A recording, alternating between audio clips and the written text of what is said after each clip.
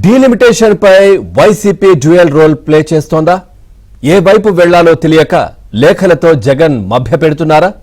ప్రధాని మోదీకి పంపిన లేఖను స్టాలిన్ కు పంపించడంపై రాజకీయ వర్గాల్లో చర్చ మొదలైంది.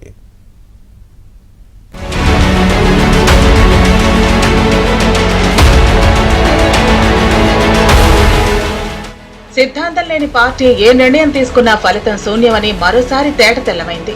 నియోజకవర్గాల పునర్విభజనపై మాజీ సీఎం జగన్ నాటకాన్ని మొదలుపెట్టారు. ఈ నెల 21న డీలిమిటేషన్ పై ప్రధాని మోదీకి జగన్ లేఖ రాశారు. నియోజకవర్గాల పునర్విభజన ప్రక్రియలో ఫెయిర్ అండ్ బ్యాలెన్స్ విధానాన్ని ఆచరించాలంటూ లేఖలో పేర్కొన్నారు. ప్రస్తుతం ఉన్న రాజ్యసభ, లోక్సభ స్థానాలను తగ్గకుండా చూడాలని పేర్కొన్నాయి.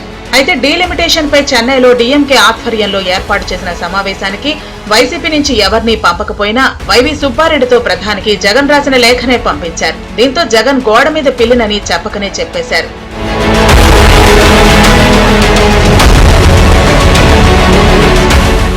మాజీ సీఎం జగన్ తీసుకుంటున్న నిర్ణయాలు ఆ పార్టీ నేతల్ని అయోమయానికి గురి చేస్తున్నాయి. చెన్నైలో జరిగిన సమావేశానికి తెలంగాణ నుంచి CM Revanth Reddy, BRS working president KTR హాజరయ్యారు.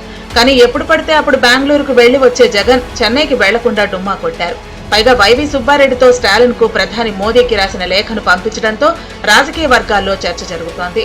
ఎన్డీఏ కూటమికి వ్యతిరేక కూటమి పార్టీలకు ఒకే లేఖను పంపించడంపై ద్వంద్వ వైఖరి ప్రదర్శిస్తున్నారని రాజకీయ విశ్లేషకులు అభిప్రాయపడుతున్నారు. జగన్ 2 పడవల్లో కాలు వేసే ప్రయత్నం చేస్తున్నారనే వాదన వినిపిస్తోంది.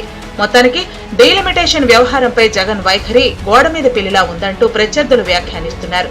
కర్ర విరగదు, పాము చావదు అనేదే తన రాజకీయ సిద్ధాంతం అంటూ లేఖల ద్వారా జగన్ చెప్పకనే చెబుతున్నారు.